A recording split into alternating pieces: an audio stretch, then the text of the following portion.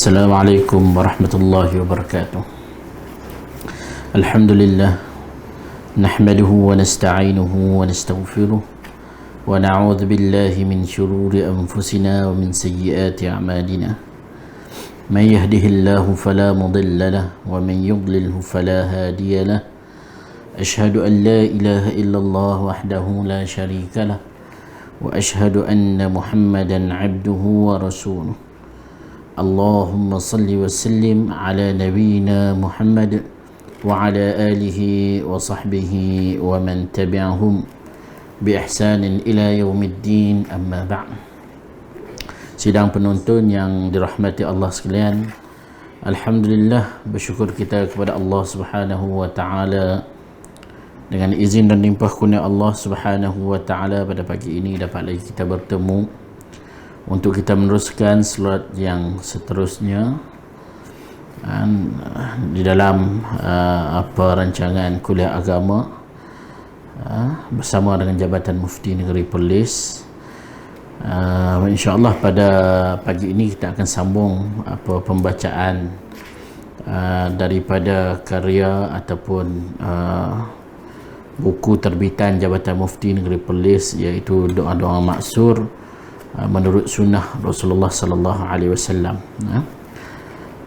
Dan saya ulangi, buku ini boleh didapati daripada Jabatan Mufti Negeri Perlis secara percuma, diedarkan secara percuma. Muslimin dan muslimat yang dirahmati Allah sekalian, insya-Allah pada pagi ini kita akan menyentuh satu tajuk daripada terbitan buku ini. Buku terbitan ini iaitu bertajuk doa sebelum daripada memberi salam. Muslimin dan muslimat yang dirahmati Allah sekalian, seperti mana yang kita sebutkan dalam pembelajaran yang lepas, iaitu kepentingan dalam kehidupan kita ini untuk kita berzikir, mengingati Allah, dan dengan cara berzikir itu adalah kita katakan di sana terdapat hadis-hadis yang menerangkan bagaimana Nabi sallallahu alaihi wasallam berzikir kepada Allah Subhanahu wa taala, dan di sana ada hadis-hadis yang menerangkan juga apakah zikir-zikir yang perlu kita baca di dalam kehidupan kita. Jadi berkenaan dengan berzikir, kelebihan berzikir, sudah tentulah kita katakan ianya zikir ini amat penting kerana untuk kita mengingati Allah Subhanahu wa taala. Yang mana di dalam Al-Quran Allah Subhanahu wa taala menyebut fadhkuruni adzkurkum washkuruli wala takfurun. Allah Subhanahu wa taala menyebut, maka ingatilah aku, kata Allah, maka aku akan mengingati kamu semua, dan bersyukurlah kepadaku, dan janganlah kamu bersikap kufur. Janganlah kamu kufur terhadap aku. Jadi di sini menunjukkan kepentingan untuk kita mengingati Allah Subhanahu wa taala itu di dalam setiap ketika, dalam setiap keadaan, dan termasuklah mengingati Allah, zikir-zikir ataupun doa yang dibaca itu ianya berlaku di dalam ibadah-ibadah yang tertentu.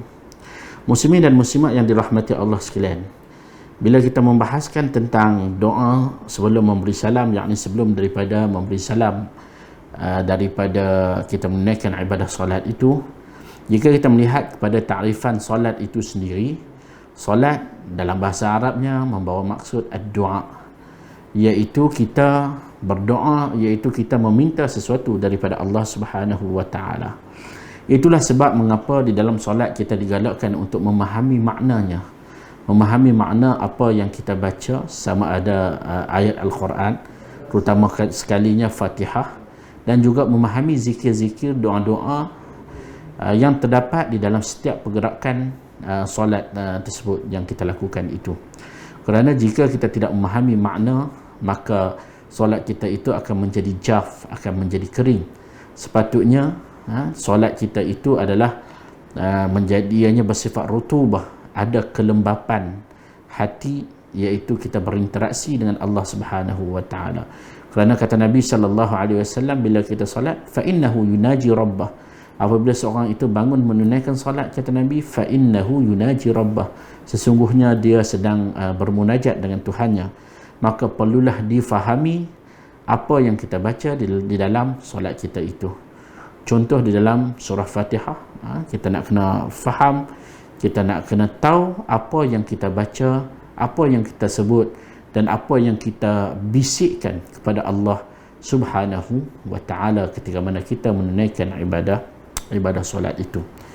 Dan sifat solat itu, kita katakan di dalam solat itu dia ada tempat ataupun apa yang dinamakan dalam bahasa Arabnya sebagai mahallatud du'a, iaitu tempat untuk kita berdoa kepada Allah Subhanahu wa taala. Sebahagian orang dia merasakan bahawa doa itu dilakukan selepas daripada menunaikan solat. Ya, betul, boleh, tidak menjadi masalah. Tetapi yang lebih utamanya doa itu kita sebut ataupun kita ucapkan ketika mana kita berada di dalam solat, itu pun tidak menjadi masalah, iaitu di dalam beberapa tempat yang dinyatakan oleh Nabi sallallahu alaihi wasallam. Antara tempat yang mana sunat untuk kita berdoa adalah antaranya ketika mana seseorang itu bila dia solat, dia sujud. Mahal sujud, tempat sujud, apabila kita sujud, tak kiralah sujud yang terakhir ataupun mana-mana sujud, maka pada waktu tersebut kita disunatkan untuk berdoa kepada Allah Subhanahu wa taala. Sama ada di dalam solat fardu maupun di dalam solat sunat. Contoh dalam solat fardu, apabila seorang itu dia solat secara berjamaah, ya, imam akan membaca dengan meraihkan keadaan makmum di belakang. Jadi kita katakan, andai kata kita solat secara bersendirian, terutama dalam musim PKP ini, untuk kita memanjangkan sedikit sujud itu untuk kita berdoa kepada Allah Subhanahu wa taala, itu adalah sebenarnya dibenarkan di dalam agama. Tambahan jika di dalam solat-solat sunat, kita solat tarawih, kita berqiyam pula pada malam harinya itu, kita memperbanyakkan doa di dalam sujud-sujud kita, tidak semestinya pada sujud yang terakhir, itu adalah sebenarnya dituntut dalam agama. Seperti mana sabda Nabi sallallahu alaihi wasallam dalam hadis yang sahih, aqrabu ma yakunu al-'abdu min rabbih wa huwa sajid.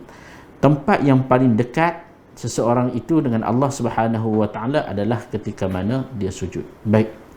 Dan salah satu lagi tempat yang mana kita sunat untuk berdoa, iaitu seperti mana yang kita akan bahaskan pada pagi ini, iaitu sebelum daripada memberi salam, iaitu selepas daripada membaca tahiyat.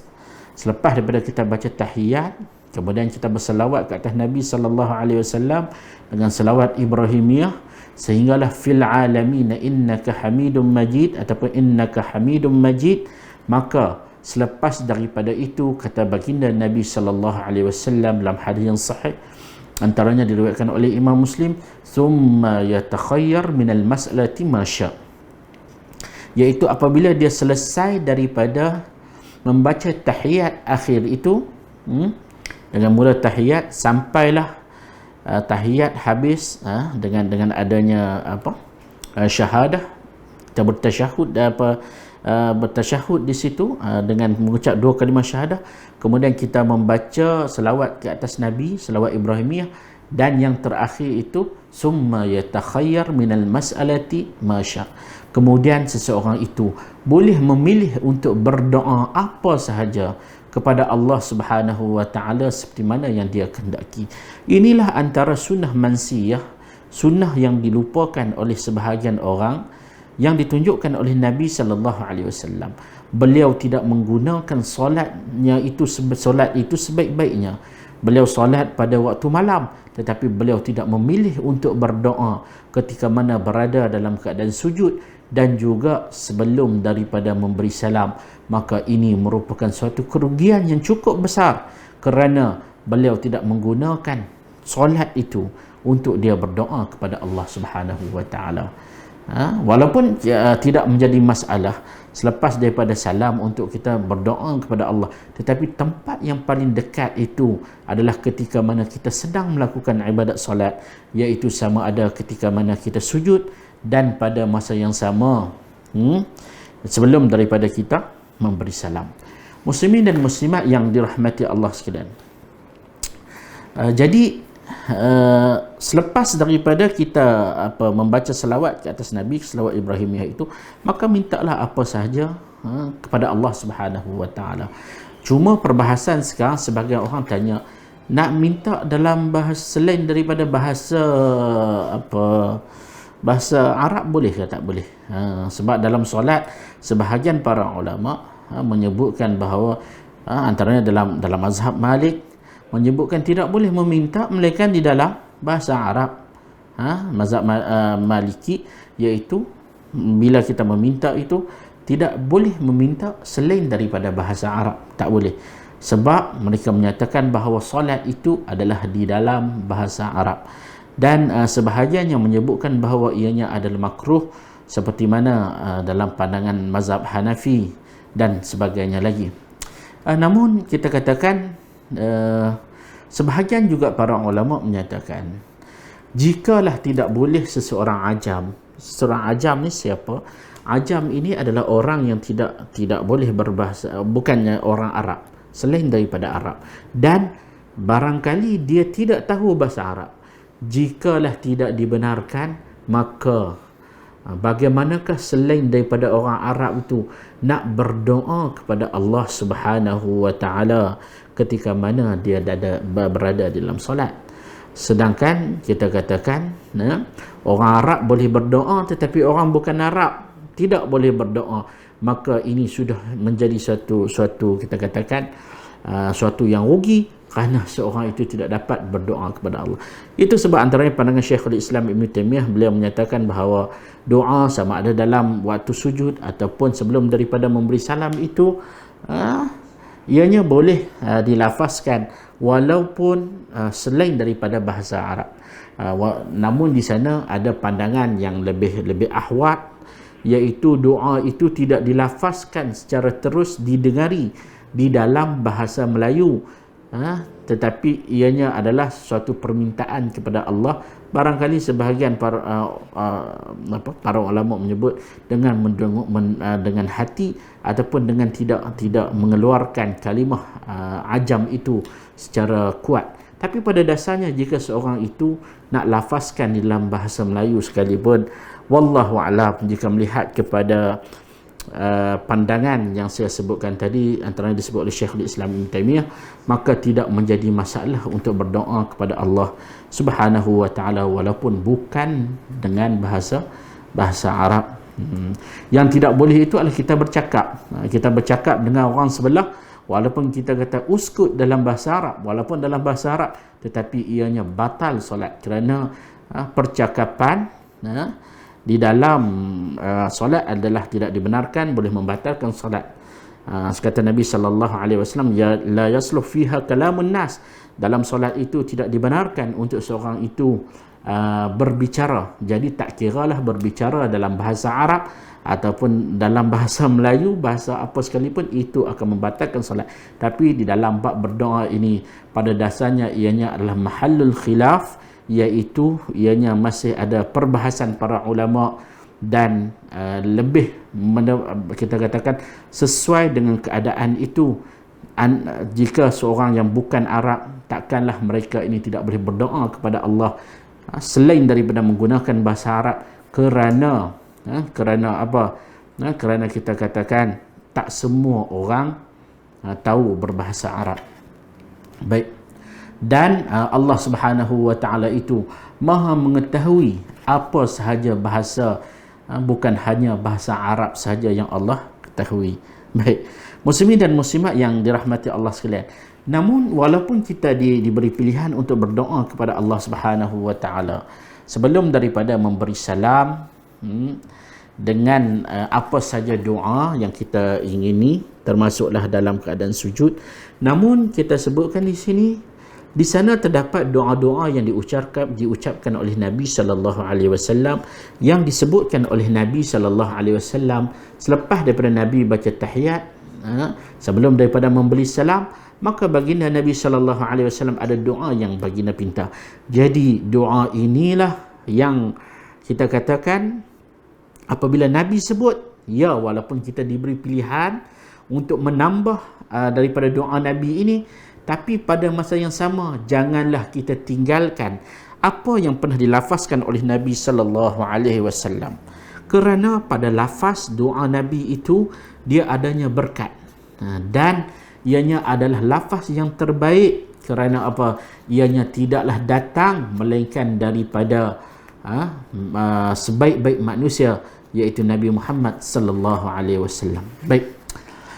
Antara doa sebelum daripada memberi salam yang diajarkan oleh baginda Nabi sallallahu alaihi wasallam, seperti mana hadis yang diriwayatkan oleh Al-Imam Al-Bukhari dan Imam Muslim, yang mana daripada Abu Hurairah radhiyallahu anhu, kata beliau, Rasulullah bersabda, apabila seorang daripada kamu selesai bertasyahud, dia baca tahiyat habis, maka hendaklah dia memohon perlindungan kepada Allah Subhanahu wa taala daripada 4 perkara.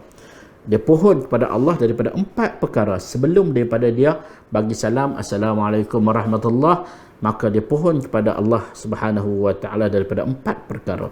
Hal ini yang Nabi pesan kepada kita.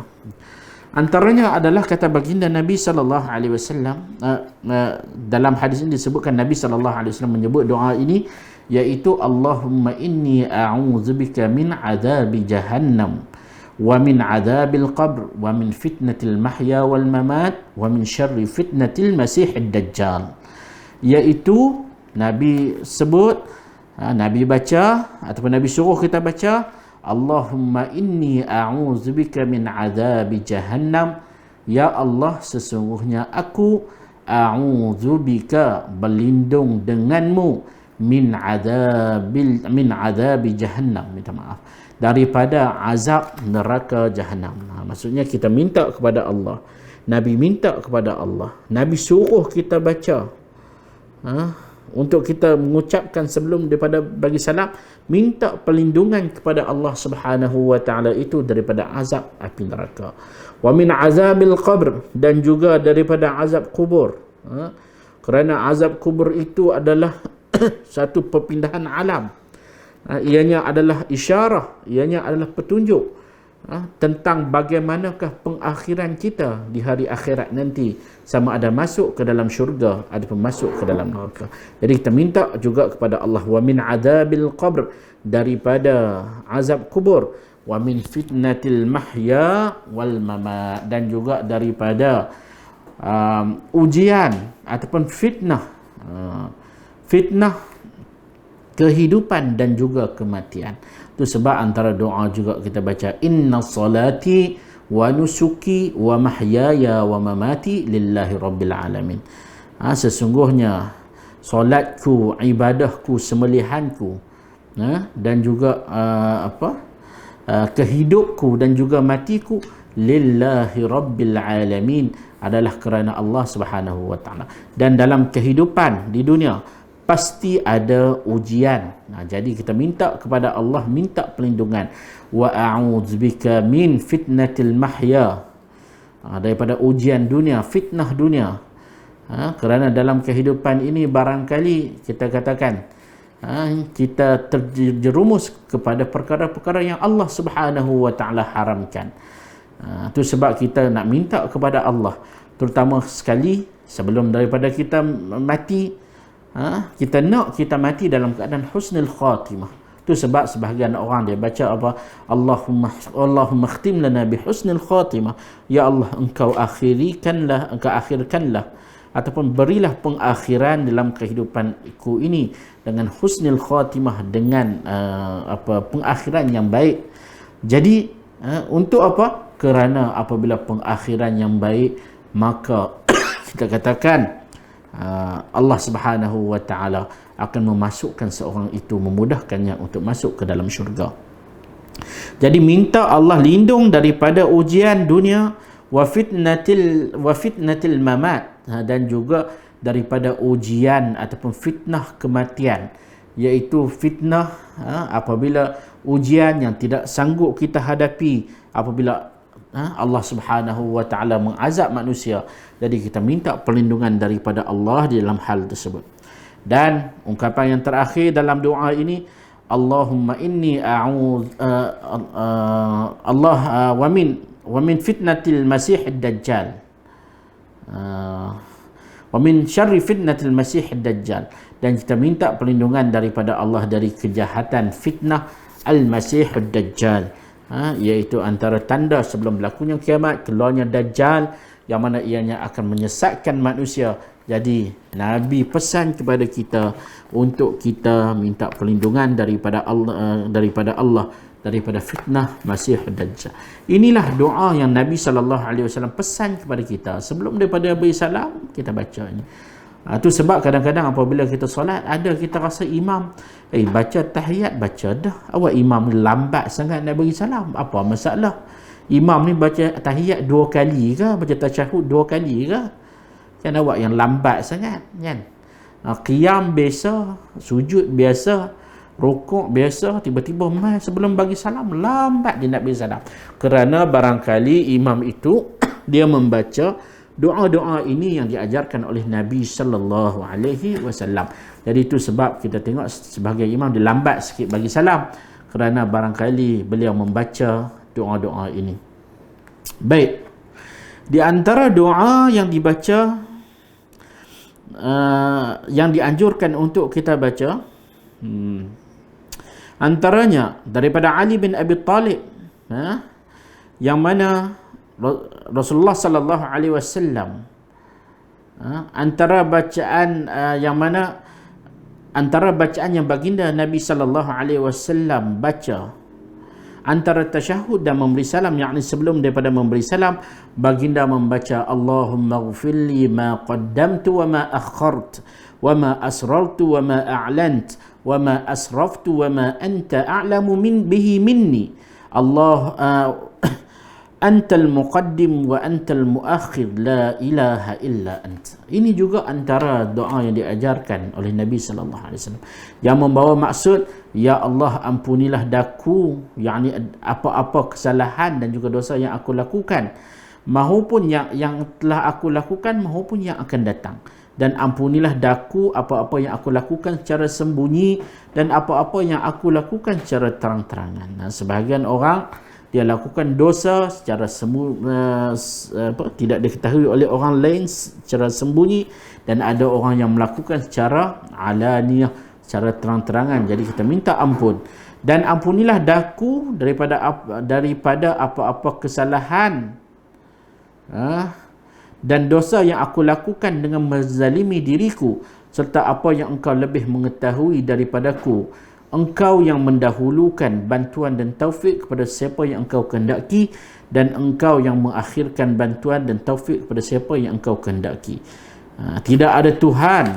Pada pengakhirannya kita sebut la ilaha illa ant, tidak ada Tuhan yang berhak disembah kecuali engkau, ya Allah. Ini adalah antara doa yang dibaca yang diajarkan oleh Nabi sallallahu alaihi wasallam sebelum daripada kita memberi salam. Baik, antara doanya lagi adalah seperti mana yang Nabi sallallahu alaihi wasallam ajarkan kepada Sayyidina Abu Bakar, seperti mana yang terdapat dalam hadis riwayat Al-Bukhari dan juga Muslim. Antaranya Nabi sallallahu alaihi wasallam minta kita baca Allahumma inni zalamtu nafsi zulman katsira. Ya Allah, aku telah melakukan kezaliman terhadap diriku dengan kezaliman yang sangat banyak. Wala yaghfiru dzunuba illa ant, tidak ada siapa yang dapat mengampunkan dosa melainkan kamu. Faghfirli maghfiratan min indik, maka ampunilah aku dengan pengampunan yang ada di sisi engkau. Warhamni, dan juga berilah belas kasihan kepadaku. Innaka antal ghafurur rahim, sesungguhnya engkau itu maha pengampun lagi maha penyayang. Ini adalah yang boleh juga kita baca seperti mana yang diajarkan oleh baginda. Dan jika kita tak mampu untuk baca, ambil doa-doa maksud yang panjang, barangkali panjang di sini Antaranya Nabi SAW menyebut antara doa yang boleh dibaca, hadis riwayat Abu Dawud dengan sanad yang sahih, antaranya sekurang-kurangnya kita bacalah Allahumma inni as'alukal jannah wa a'udzubika min an-nar. Allahumma inni as'alukal jannah wa a'udzubika minan nar. Ya Allah, aku berlindung, aku minta pertolongan, aku meminta kepadamu, minta maaf. Ya Allah, sesungguhnya aku meminta kepadamu, aku meminta syurga daripadamu. Wa a'udzubika minan nar, dan aku meminta pertolongan dengan engkau ya Allah daripada azab api neraka. Ini doa yang pendek boleh kita baca. Allahumma inni as'alukal jannah wa a'udzubika minan nar. Yang boleh kita baca sebelum daripada kita memberi salam. Jadi sidang penonton yang dirahmati Allah sekalian, kita telah mengetahui bahawa apabila kita solat ada tempat untuk kita berdoa sesuai dengan makna solat itu, iaitu ad-du'a. Maka gunakanlah peluang untuk berdoa di dalam solat kita, sama ada di dalam sujud ataupun sebelum daripada kita memberi salam, selepas daripada membaca tahiyat. Amat rugi terutama di dalam bulan Ramadan kita berqiyam tetapi kita tidak mengamalkan sunnah yang diajarkan oleh baginda ini, kerana doa di dalam solat itu sebenarnya ianya lebih hampir kepada Tuhan, kerana kita sedang beribadah kepada Allah Subhanahu wa taala berbanding kepada doa yang diucapkan selepas daripada kita menunaikan ibadah solat. Jadi gunakanlah peluang dalam bulan Ramadan ni apabila kita melakukan qiyam untuk kita mengamalkan apa yang diajarkan oleh Nabi sallallahu alaihi wasallam ini, untuk kita berdoa kepada Allah Subhanahu wa taala di dalam solat kita seperti mana yang ditunjukkan oleh baginda Nabi sallallahu alaihi wasallam dan yang diajarkan kepada para sahabat ridwanullah alaihim ajma'in. Jadi saya rasa sekadar itu sahaja tazkirah ringkas untuk pagi ini, untuk kita ambil perhatian, untuk kita sama-sama belajar. Semoga ianya ada sedikit manfaat untuk diri saya dan tuan-tuan, dan semoga Allah Subhanahu wa taala memberkati kehidupan kita. Wa sallallahu ala nabiyyina Muhammad wa ala alihi wasahbihi wa baraka wasallam. Wassalamualaikum warahmatullahi wabarakatuh.